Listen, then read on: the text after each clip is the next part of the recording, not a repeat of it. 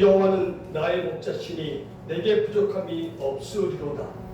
그가 나를 푸른 불밭에 누이시며 쉴만한 물가로 인도하시는도다.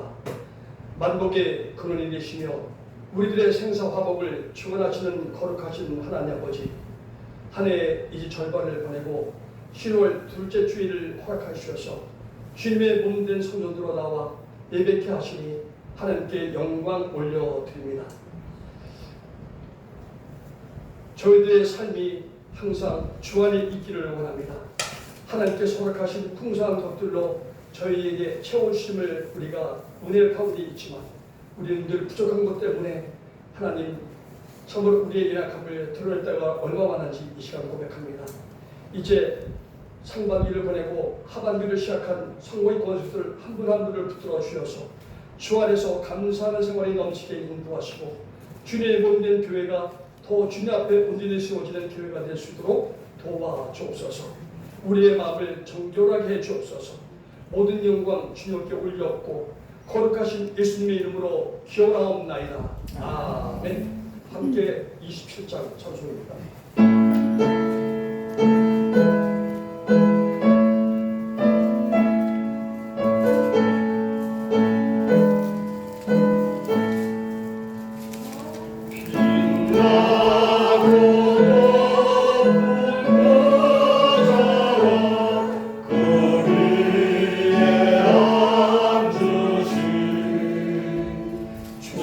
예수 얼굴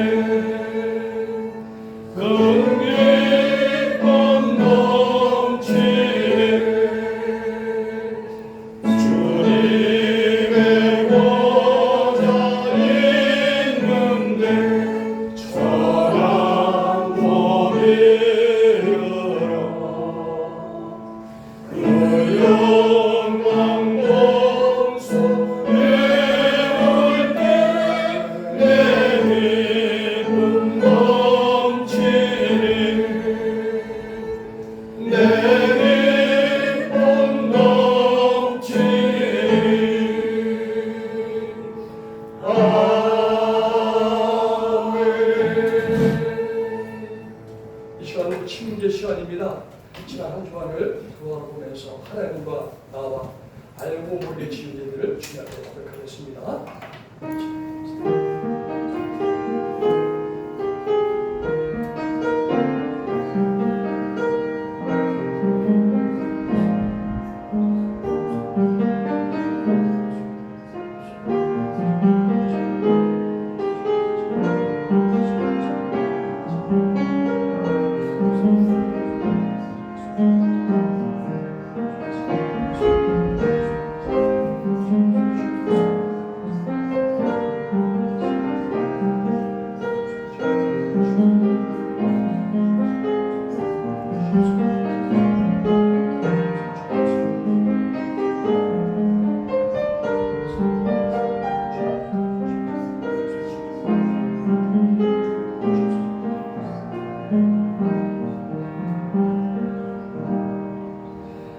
여호와께서 말씀하시되 오라 우리가 서로 변론하자.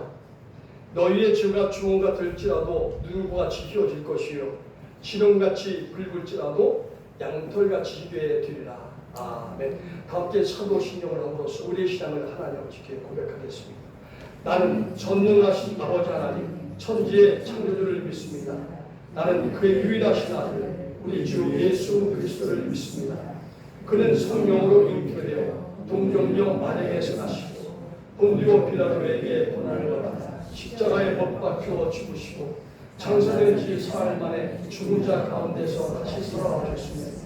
하늘에 오르시어 전능하신 아버지 하나님 우편한 자 계시다가 거기로부터 살아있는 자와 죽은 자를 심판하러 오십니다. 나는 성령을 믿으며 거룩한 공교회와 성도의 교제와 죄를 용서하는 것과 몸의 부활과 영생을 믿습니다. 아멘. 모두 자리에 앉으셔서 성시교복 27번입니다.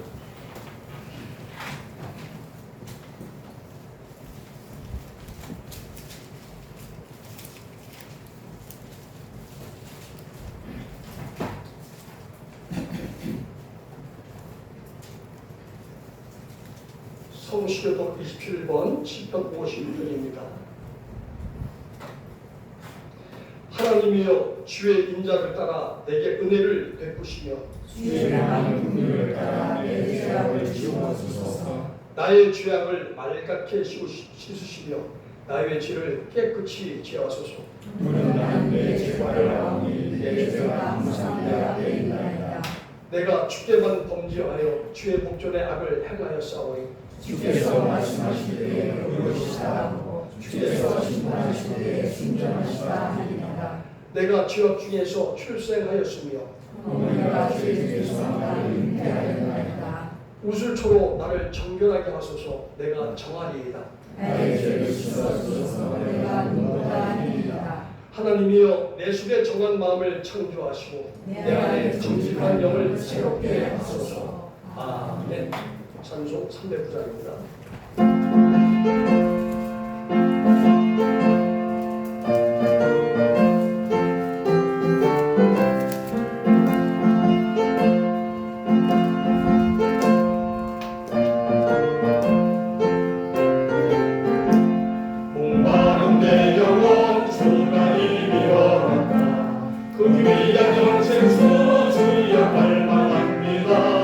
그 약속 받아서 임소한 나오니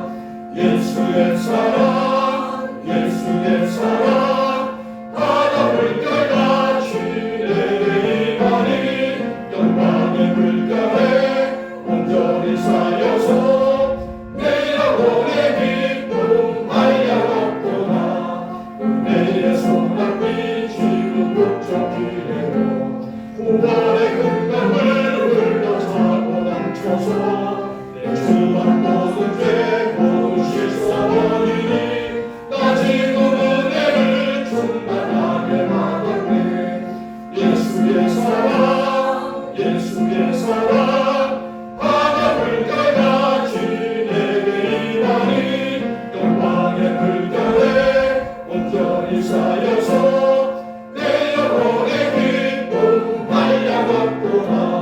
금차고 넘치는 주의 은혜에는 힘차게 밀려와 내게 만족합니다. 오 할렐루야로 주를 찬송하오니 내 맘의 기쁨이 항상 충만함이라. 예수의 사랑 예수의 사랑 바다 물결같이 내게 임하니 영광의 물결에 온전히 쌓여서 내 영혼의 기쁨 알려놓구나. 이 시간 장효인 장로님 나오셔서 기도 인도해 주시겠습니다.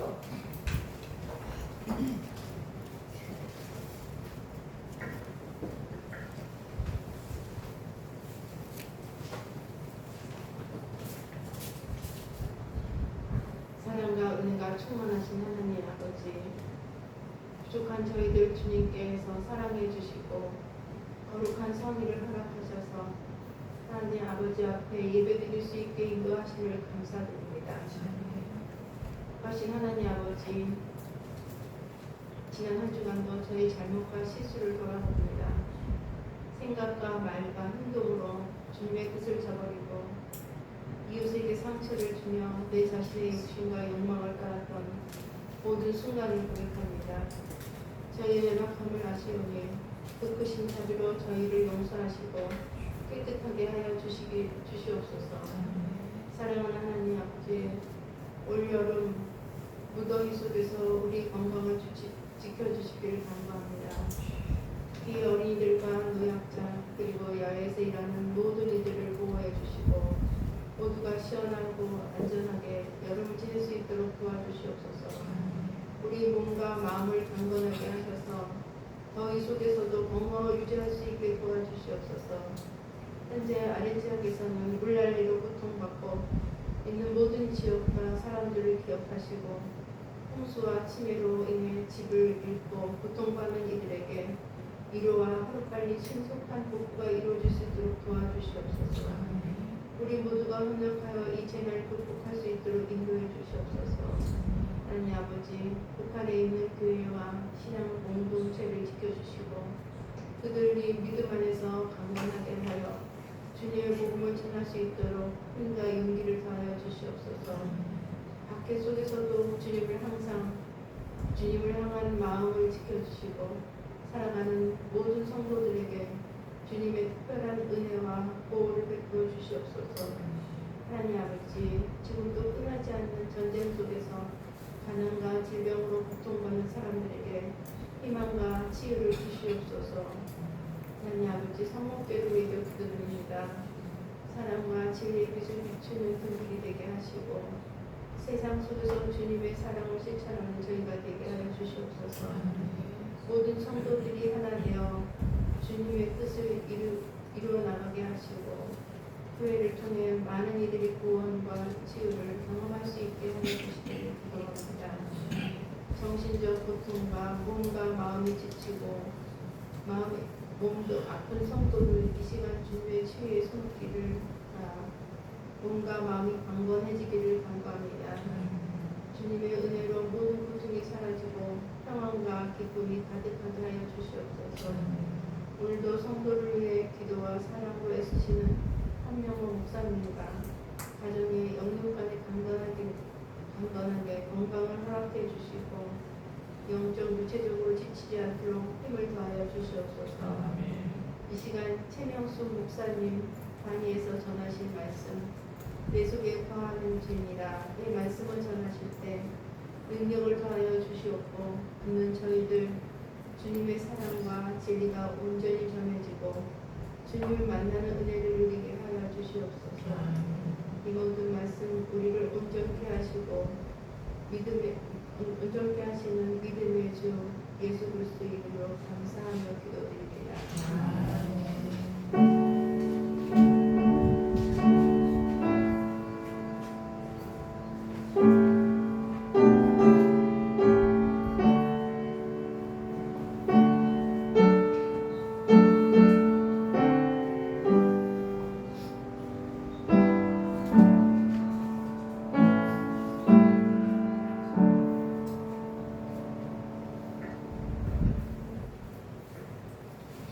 오늘 우리에게 주신 하나님 말씀 보겠습니다.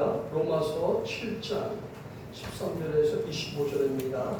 제가 주는 성경 신약 248면에 있습니다. 신약 248면 로마서 7장 13절에서 25절.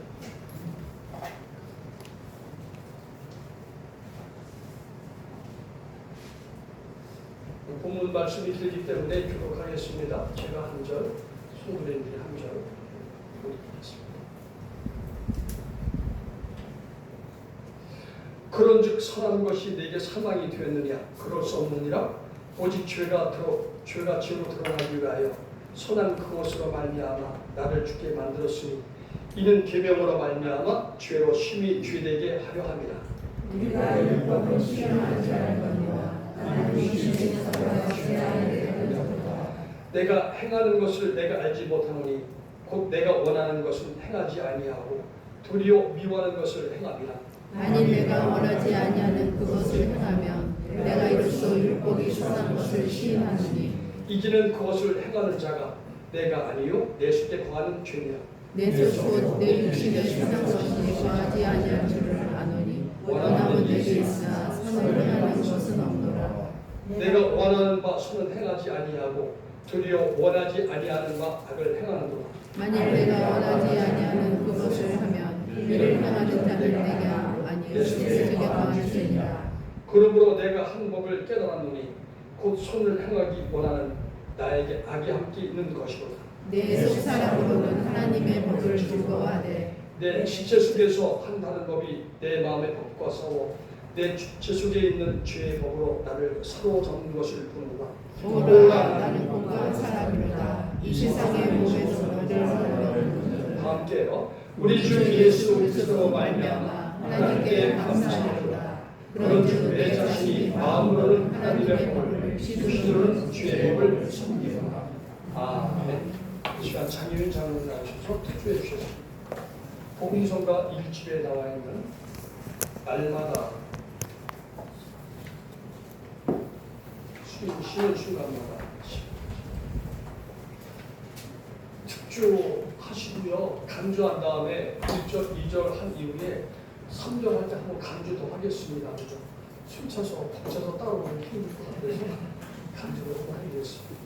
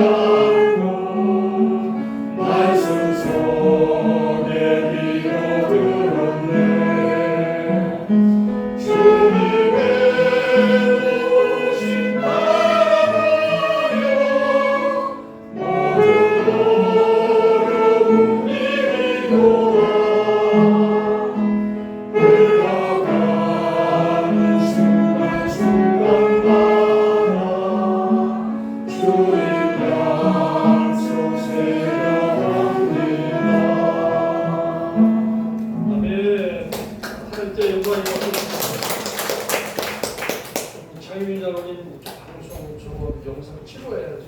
기도해야죠. 찬양해야죠. 기도 많이 해주실 것 같아요. 저 색소폰을 볼 수 있는 그 상황이 아니라 상당히 지금 한 주간 초조하게 계시는데 마음껏 부를 수 있는 그런 장소 환경을 계속 기대해 주시면 좋겠습니다. 이 시간 우리 최명수 목사님 나오셔서 내 속에 거하는 죄인이라는 말씀을 선포해 주실 겁니다. 또 성목교회에 와서 인사드리고 말씀 전하는 건 마음이 두근두근 떨림이 있을 터인데 하나님의 말씀을 순종하는 마음으로 하나님을 잘 알려서 은혜 시간 되기를 기도하겠습니다. 자, 목사님 나오셨을 때 우리 할렐루야 한번 할까요? 할렐루야? 할렐루야? 할렐루야. 감사합니다. 그래도 덕담을 해주셔서 좋은 말씀 해주셔서 좀 긴장이 덜 됩니다. 감격스럽습니다. 기본분이 또 이렇게 앉아있으니까 너무 감격스럽고 아버지의 영광만이 가득하길 소망합니다. 아멘. 오늘 로마서 말씀 7장 전체에 대한 이제 말씀을 준비했는데요. 제목을 내 속에 거하는 죄인이라라는 제목을 통해서 하나님의 말씀을 듣고 새기는 시간 갖기를 소망합니다. 이 내 속에 거하는 죄인이라, 거한다는 말에는 뭐 거주하다, 함께하다 이런 말이 있는데 그 속에는 동거한다는 뜻도 들어있습니다.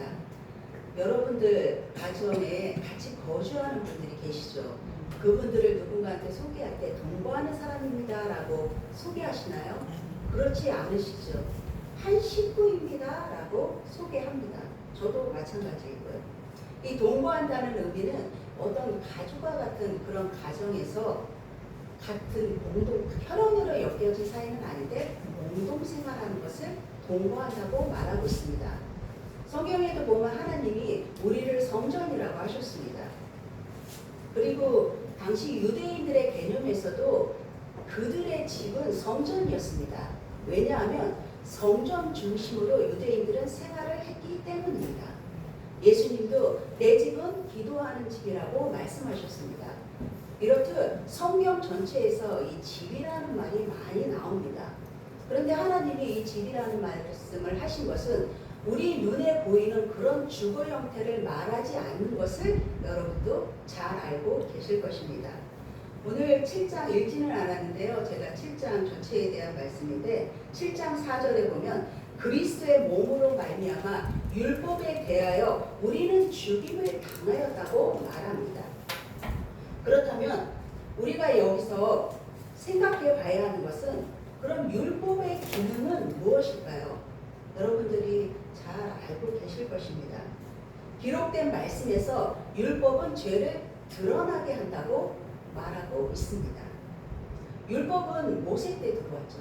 하나님이 모세와 맺은 계약으로 모세를 통해서 이스라엘 민족에게 이 율법을 주신 것으로 토라라고 하죠. 곧 모세 오경을 말합니다. 그 속에 기록된 것으로 분명한 것은 로마서 5장 13절에 보면 죄는 언제부터 있었냐? 율법이 있기 전에도 죄는 세상에 있었습니다. 그런데 율법이 없었을 때는 죄를 죄로 여기지 않았죠. 율법 전에는 죄가 없다 여겼는데 율법이 있음으로 말미암아 그때부터 사람들이 죄를 인지하기 시작한 것입니다. 그러므로 율법을 인지하면 무슨 일이 벌어지나요? 아, 죄가 내 속에도 있대. 그리고 세상에도 만연하다는 것입니다. 그리고 죄가 사망 안에서 왕노릇한다는 것을 잘 볼 수 있게 된 것입니다. 율법으로 말미암아 말씀 속에서 죄의 실체가 폭로되므로 우리는 구원받을 존재임을 깨닫게 된 것입니다. 율법의 은혜이죠. 그럼 이로써 짧게 말씀드렸지만 율법이 무엇인지 여러분 아셨지요? 여기까지 들으시고 여러분은 율법에 대해서 어떤 생각을 하시나요? 여기까지 들으면 율법이 긍정적인 기능을 한다는 것을 알 수 있습니다. 선하고 나는 선하고 착하고 반듯하다 여겼는데 율법에서 나는 죄인이라고 말하고 있는 것입니다. 그동안 내 힘대로 내 지식과 내 주먹을 믿는다는 분도 많죠. 남자분들이 그러시죠. 여자는 안 그래요. 내 주먹 믿고 살았는데 그것이 아니라는 걸 깨닫게 해준 거예요. 그러나 여기까지만 알고 멈추면 어떻게 될까요? 율법의 매인자로 살아가게 됩니다.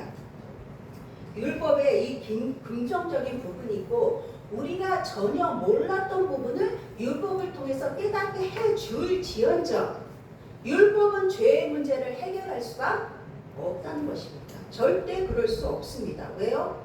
율법은 죄의 지배의 수단으로 사용되기 때문입니다. 로마서 6장 23절에도 죄는 뭐냐? 죄의 삭은 사망이라고 했습니다. 죄는 형벌을 가져오고 사망을 가져옵니다. 그러므로 인간을 부패하고 완악하게 만든다는 것입니다. 신약에 이 죄라는 것은 헬라어로 하말티아라고 합니다. 들어보셨을 겁니다.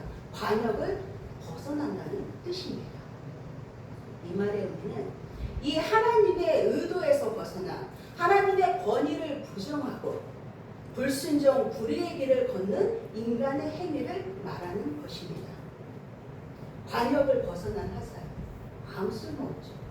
곧 하나님을 떠난 인생, 그 존재는 필연적으로 제가 그 마음에 자리하게 되어 있습니다. 터잡은 그 죄가 어떤 역할을 하냐? 인간에게 머리끝부터 발끝까지 전 인격적으로 악영향을 미치게 되어 있습니다. 7장 7절 말씀을 읽지는 않았는데 한 목소리로 읽어보겠습니다. 로마서 7장 7절 말씀 시작. 그런즉 우리가 무슨 말을 하려 율법이 죄냐? 그럴 수 없느니라. 율법으로 말미암아는 내가 죄를 알지 못하였으니 곧 율법을 탐내지 말라 하지 아니하더라. 내가 탐심을 알지 못하였으리라. 아멘. 여기 7절에서는 탐심에 대해서 대표적으로 말하고 있는데요. 내 안에 탐심이 이 불일 듯 일어났습니다. 그런데 율법에서 그러지 말라고 했으니 나는 안 했습니다. 그렇다면 율법을 어기지도 죄를 짓지도 않았다가 됩니다.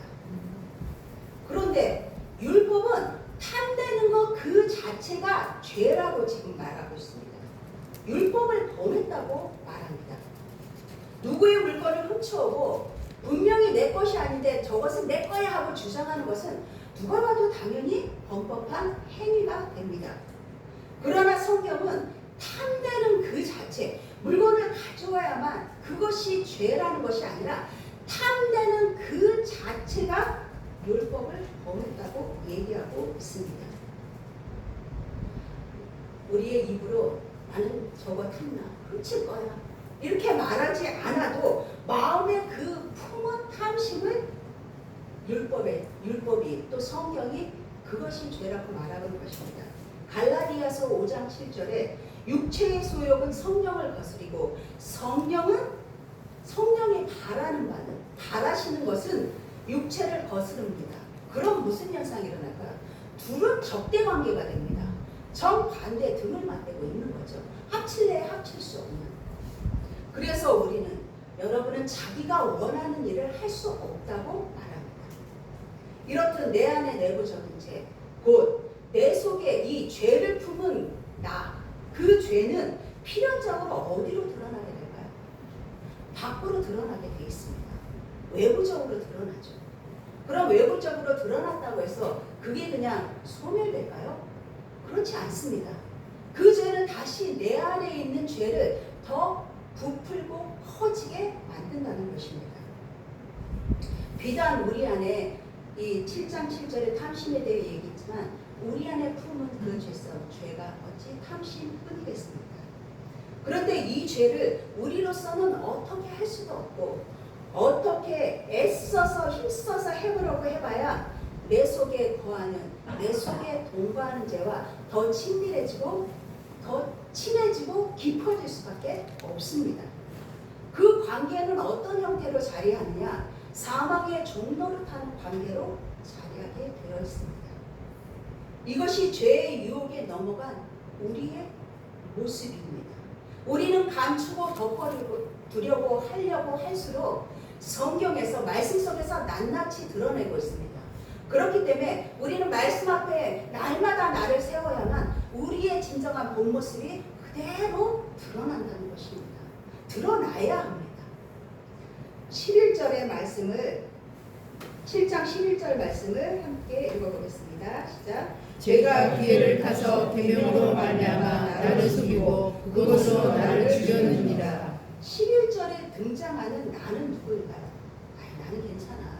나는 뭐 하나님 앞에 간직하게 살 것이다. 이게 아닙니다. 그 당시에 이 나는 그 상대는 예수 그리스도를 믿지 않은 유대인을 말합니다. 곧 죄에 갇혀 있는 나인데 그렇다면 지금 현재 그리스도인 저와 여러분들이죠. 된 나는 여전히 죄 아래 팔린 존재입니까? 여러분은 어떻습니까? 여러분 결코 그럴 수 없습니다. 양심이 찔리는데요. 그러지 마십시오. 죄에 대하여 죽은 우리가 어찌 그 가운데 더 살겠습니까? 주님이 말씀하셨습니다. 8장 말씀을 보면은 그러므로가 나옵니다. 그러므로는 6, 7절에 대한 변론으로 연결됩니다. 앞의 내용을 가지고 8장에서 변론식으로 이렇게 말합니다. 이제 그리스도 예수 안에 있는 자에게는 결코 정죄함이 없다고 선언하고 계십니다. 무슨 법으로냐? 그리스도 예수 안에 있는 생명의 성령의 법이 죄와 사망의 법에서 우리를 해방했다고 말씀하고 계신 것입니다. 다시 말하면 이 죄와 사망의 법은 뭐냐? 과거의 나입니다.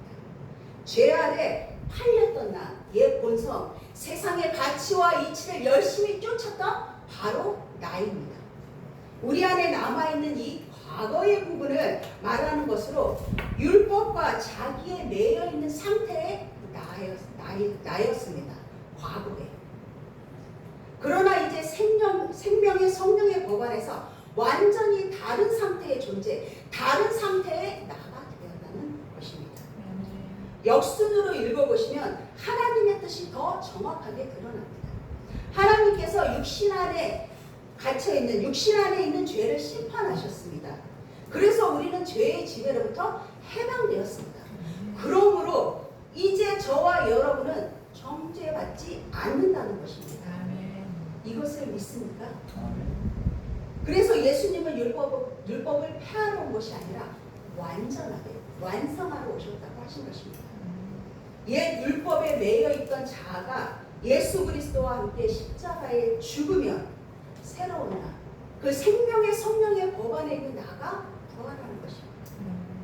부활 앞에 선행돼야 할 것이 무엇일까요? 죽음 없이 부활은 없습니다. 죽지 않으면 여러분 부활이 없습니다. 나는 날마다 죽노라. 이 사도 바울의 고백은 하나님의 말씀은 우리의 매일매일의 양식이라는 겁니다. 하나님의 말씀을 매일매일 먹으면 내 속에 있는 육신의 것은 과거에 나는 매일매일 죽는다는 뜻입니다. 주님의 말씀은 빛이라 하셨거든요. 빛이 임하면 어둠 속에 도사리고 있던 것은 그대로 드러납니다. 드러났다는 건 무슨 뜻이에요? 하나님이 해결하시겠다는 뜻입니다. 그렇다면 나는 하나님이 하신대요. 전능하신 하나님. 무슨 일이든 다 하실 수 있는 하나님. 그럼 나는 아무것도 안 하고 손 놓고 그냥 있으면 될까요? 아닙니다. 우리를 위해 할 일은 빛이요 진리요 생명이신 그분을 구하고 찾고 두드리는 일입니다. 그것도 열심히 부지런히 해야 합니다. 무엇으로요? 말씀으로 구하고 찾고 두드려야 하는 것입니다. 여러분은 매일매일 식사를 하시죠? 이 질문은 육적인 식사를 말하는 겁니다. 저도 합니다. 왜 드시나요? 당연한 걸 물어봤나요? 하루 종일 굶어보면 너무 배고프죠. 속에서 박살나고 요동치기 때문에 당연히 우리는 건강을 위해서도 신진대사가 원활하게 돌아가기 위해서도 밥을 먹어야 합니다. 근데 혹 그런 분이 계세요. 마시고 모양이고 나는 죽지 않으려고 먹습니다. 이런 분들이 계셔요. 여러분 주위에 그런 분들 계시면 꼭 교회로 모시고 오십시오. 확신하건대 99% 감사함으로 감탄하면서 즐거움으로 기쁨으로 식사하실 줄로 확신합니다. 1%는 미덕으로 남겨두었습니다. 이처럼 육신을 위해서 건강을 위해서 육적인 식사도 매일 해야 하지만 하나님의 양식을 우리가 매일 먹어야 하는 이유는 우리가 영으로 살아야 하기 때문입니다. 우리도 영적으로 살아야 하기 때문에 중요하죠. 우리는 하나님의 은혜로 선택받았습니다. 그리고 율법을 맞이하게 됩니다. 율법을 통해 나의 정체성이 맞닥뜨리기 때문이죠. 그렇다면 여러분은 율법이 주어짐으로 기쁘십니까? 나는 죄인이 아니라 여겼는데 율법으로 말미암아 내가 죄인이라는 겁니다. 10절에 보면은 율법은 생명에 이르게 할 계명인 줄 알았어요. 그런데 도리어 죄로 말미암아 사망에 이르게 되었다고 합니다. 결국 율법이 뭔가요? 생명에 이르게 하는 계명이 아니라 도리어 사망에 이르게 한 계명이 되고 말았다는 것을 알게 되었습니다.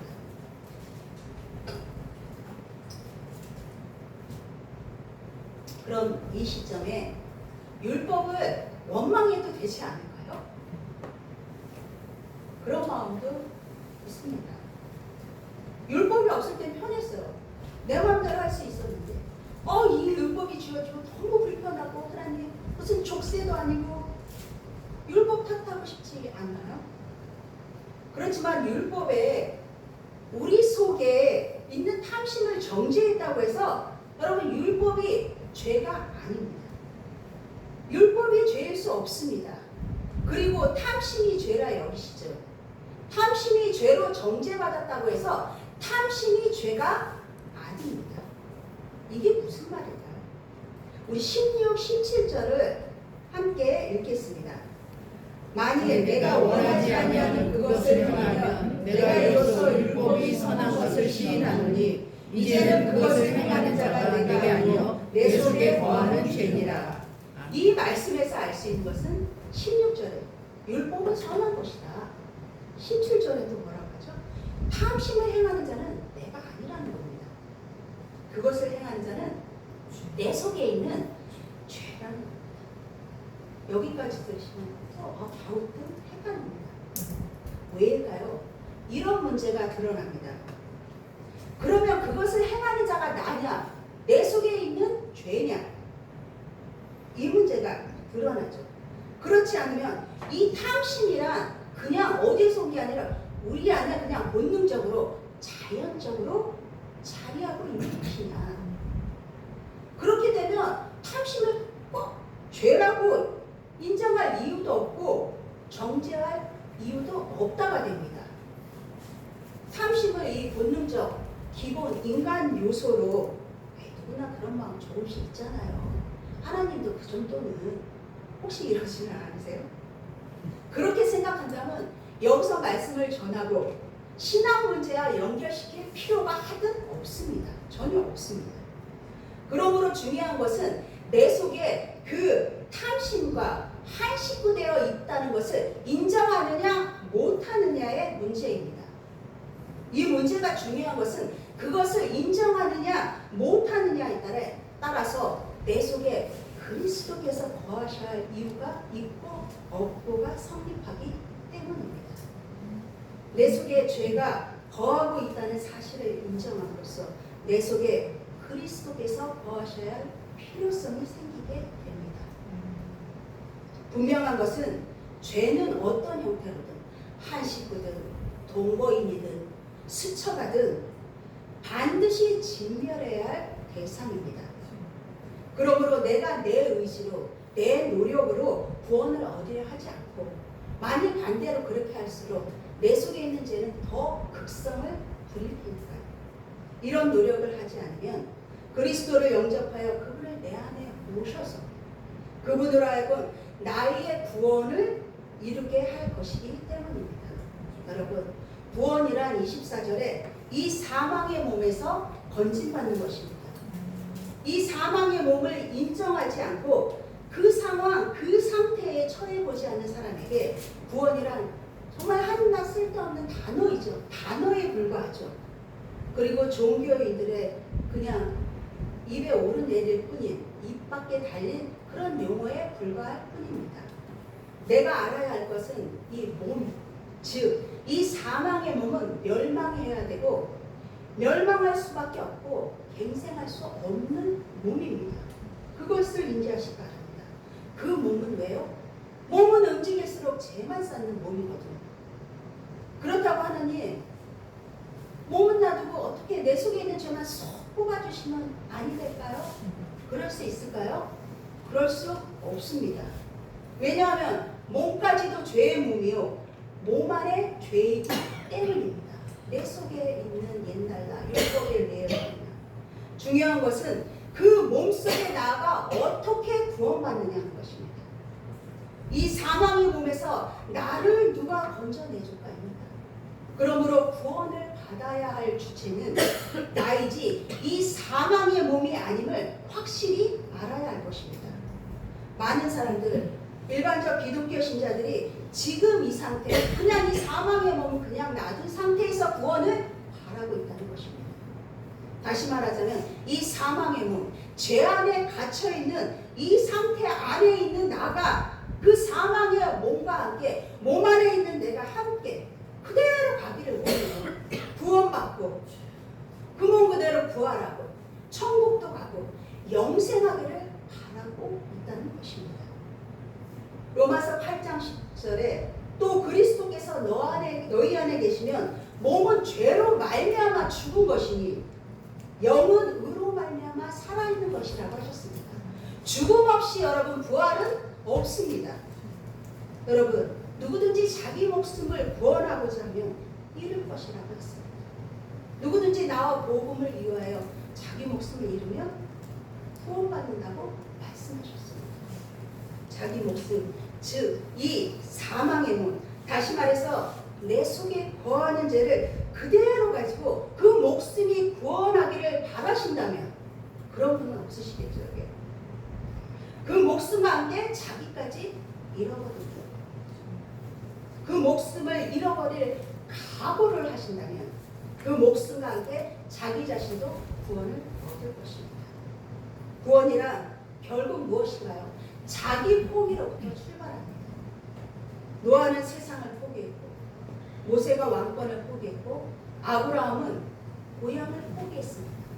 나의 무언가를 포기할 때 얻어지는 것이 구원이요 무언가를 더 얻으려고 하면 그것이 곧 멸망인 것입니다. 나는 죄에 의한 육의 몸인가요? 아니면 성령에 의한 영의 몸인가요? 오늘날 우리는 21절에 선을 행하기 원하는 나에게 악이 함께 있습니다. 이 고백이 정답입니다. 내 안에 우리 안에 선과 악이 공존합니다. 유대인들은 율법을 철저히 지킨다는 이 자부심이 말씀 전체에서 굉장히 자부심이 컸습니다. 그런데 그들의 신앙은 결국 뭐냐면 도덕을 벗어나지 못했습니다. 사실을 사실대로 보고 상식대로 판단하고 이런 원초적인 생각밖에 못했다는 겁니다. 어찌 들으면 맞는 말이에요. 나는 사실대로 보고 사실대로 행했습니다. 그런데 그들이 간과한 게 있었습니다. 전혀 생각하지 못한 것이죠. 그 속에 생명이 없는 것입니다. 도덕과 교훈으로는 절대 생명이 해결되지 않는다는 것입니다. 누구든 걸리기만 해봐라. 정죄하고 판단하고 한 손에 율법을 한 손에 돌멩이를 두고 지켜서 있는 것이 유대인들입니다. 그런데 그 돌멩이 든 자가 돌멩이 맞을 자임을 그들은 전혀 알지 못했습니다.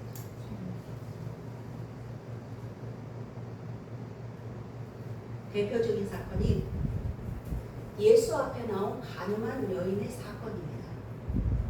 종교 지도자들인 서기관과 바리새인들이 이 여자를 주님 앞에 끌고 왔습니다. 그들 눈앞에 끌려온 여인에게 있는 것이 무엇일까요? 어떤 인격과 존중도 없습니다. 그들의 도덕적 가치관과 윤리에 의해서 당장 처벌받아 마땅하고 돌에 맞아 내 눈앞에서 죽어 마땅한 초라한 죄인입니다. 어떻습니까? 자비와 우리도 예수 그리스도께 긍휼을 구합니다. 기대합니다. 용서와 사랑을 그리워하면서도 우리는 가늠한 여인을 보면 손에 돌을 들고 서 있지는 않습니다. 그 돌이 나에게 날아오는 줄도 모르고 말입니다. 또한 누군가 붙잡혀 끌려와서 가운데 세워졌다면 그는 다름 아닌 나일 것입니다. 그리고 주변을 둘러보십시오. 나를 끌어온 자가 누군지, 그리고 내 앞에 누가 계시는지, 그때야 주님의 모습이 비로소 똑바로 보이게 될 것입니다. 나를 끌어온 자들이 다 옛날 나, 죄 아래 팔렸던 나, 율법 안에 갇혀있던, 매여있던 나였다는 것이 보여지게 될 것입니다. 그 현장에서 예수님은 뭐라고 하셨나요? 죄 없는 자가 돌로 치라 말씀하셨습니다. 이 말에 자유한 사람은 세상 누구도 없습니다. 어느 누구도. 오직 한 분 외에는. 서기관도 바리새인도 우리도 똑같습니다. 근본적으로 죄와 상관없는 사람이 없기 때문입니다. 만약 그 현장에서 예수님이 간음죄를 짓지 않는 사람이 먼저 와서 돌로 쳐. 이러면 나요! 돌을 높이 들고 자랑스럽게 들고 많은 사람이 그 현장, 그 가운데로 여인을 향해 나왔을 것입니다. 그런데 너희 중에 죄를 안 지은 사람이 먼저 서 있으니까 아무도 안 나오는 것입니다. 한 사람도 없었습니다. 이 신약 성경 중 요한복음 8장 7절에서 유일하게 죄 없는 자라는 말씀을 하셨습니다. 여러분, 죄를 안 지으셨습니까? 원래 죄인이 아닙니다. 그러기에 우리는 율법에 대해 철저히 죽은 자가 되어야 하며 말씀에 대해, 하나님의 말씀에 대하여는 살 줄 믿어야 합니다. 예수님은 돌을 든 자를 위해 십자가를 지신 게 아니라 가늠한 여인 같은 우리를 위해 지셔야 할 십자가였습니다. 아무나 믿으면 되는 십자가가 아니라 반드시 이 죄인이라는 꼬리뼈, 죄인이라는 딱지가 붙은 자를 위한 십자가이며 그 십자가를 그 여인에게도 적용시키셨습니다. 그래서 나도 너를 정죄하지 않겠다. 왜요? 주님 앞에 십자가가 놓였기 때문입니다. 그 가늠한 여인 같은 우리의 죄를 대속하기 위한 주님의 십자가입니다. 내 속에 거하는 죄는 이미 주님께서 십자가에 단번에 못 박아 해결하셨습니다. 이것을 믿으시기 바랍니다. 그리스도의 빛은 지금도 저와 여러분의 안팎을 계속 비추고 계십니다. 이 빛으로 오늘도 우리는 어둠과 빛 사이에서 영적 전쟁을 하고 있습니다. 여러분 결코 죄사함 받은 은혜로만 멈춰 계시지 마시기 바랍니다.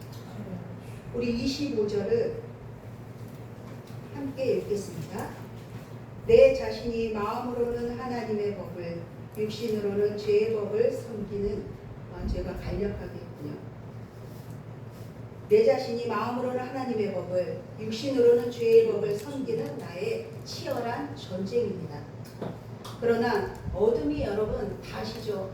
아무리 깊다 할지라도 빛을 이겨낼 수는 없습니다. 너무나 당연한 것입니다. 곧 진리의 말씀이 내 안에 거하는 그 진리의 말씀이 내 안에 성도들 안에 심겨진 그 하나님의 자녀를 이겨낼 것 세상에 아무것도 없습니다. 말씀이 능력이고 생명이기 때문입니다. 그러므로 예수 그리스도와 살아가는 우리, 곧 말씀을 품은 우리는 하나님을 위해 말씀의 열매를 내 안팎으로 맺어야 하며 예수 그리스도 우리 주님을 통해서 하나님께 감사하는 삶의 열매를 풍성하게 맺어 주님과 함께 동행하는 기쁨과 즐거움을 누리시는 성목교회 귀한 성도님들 되시기를 주님의 이름으로 축원합니다. 기도하시겠습니다. 할렐루야. 사랑의 하나님, 오늘도 주의 자녀들이 모여 하나님의 말씀을 구별되이 듣고 받았습니다. 받은 말씀 마음판에 새겨지게 하시고 삶의 자리로 돌아가 들려진 말씀을 은혜로 되새기며 그 말씀대로 살아가는 순종과 치열하게 말씀 앞에 나를 쳐 복종하는 삶의 자리를 만들게 하옵소서. 매일의 양식으로 우리를 먹이시기 위해 우리 가운데 오신 예수 그리스도 이름으로 기도드립니다. 아멘.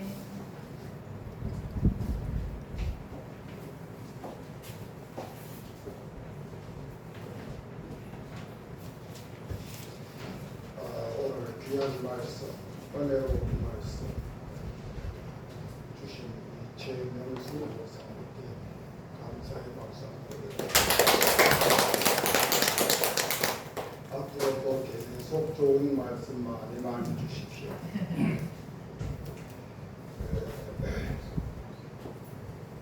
다음 주일 설교는 우리 김석주 원로 목사님께서 해주십니다.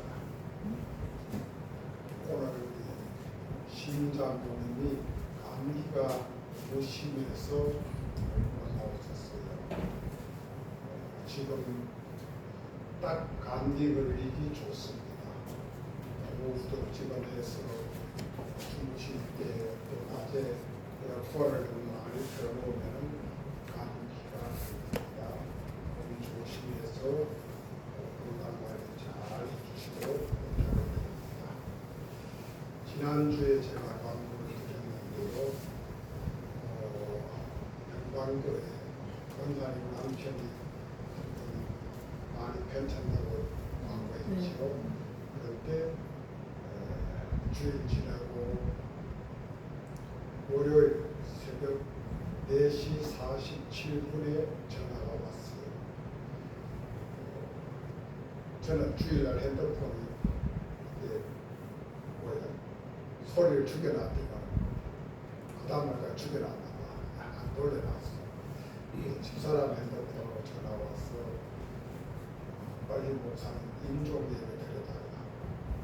그 길로 일어나서 집사람하고 둘이 가서 신천세 브란스에 가서 5시 반에 임종예배를 드렸습니다. 그리고 제가 오면서 하는 소리가 임종 예배 드리고도 또 다시 살아나시는 분들이 많이 있습니다. 그러고 왔는데 그날 저녁 7시 40분에 들어갔었어요. 그래서 장례를 지난 주간 중에 장례를 잘 보셨습니다. 그리고 또 저는 지난 주 중에 주말에 목사님들 모임이 있어서 모임도 잘 하고 왔습니다. 그리고 이제 다음 화요일 날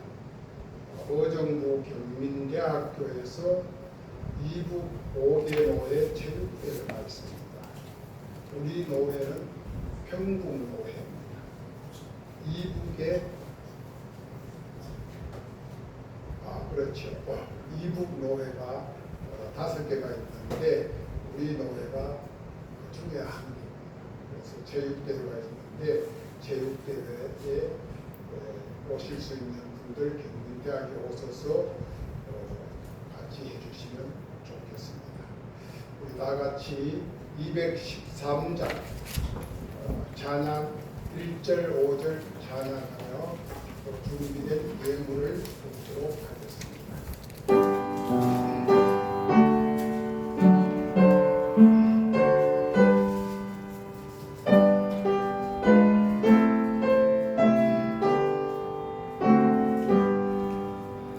나의 생명 들이 주여 알아주셔서 세상 사랑 발동하 찬송하게 하소서. 나의 시간 들으니 주여 알아주셔서 평생도록 주 위에 봉사하게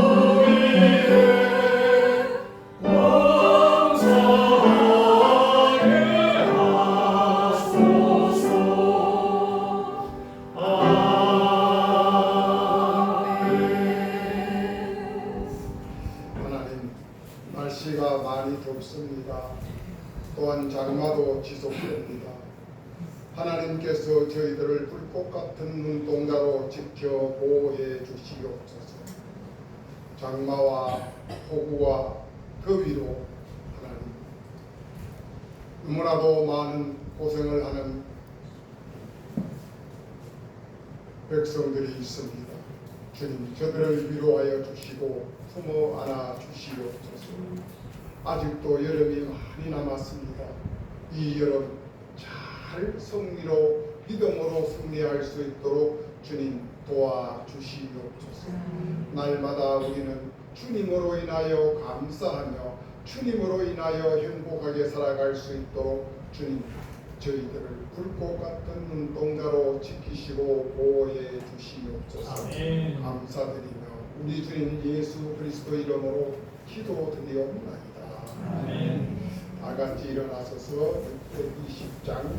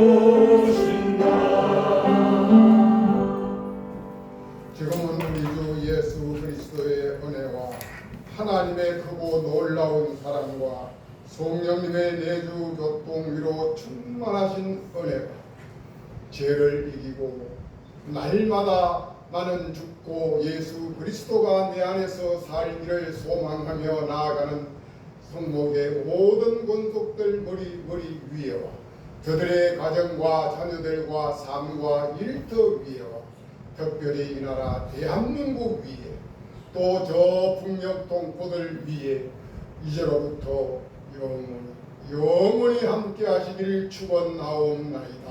아멘.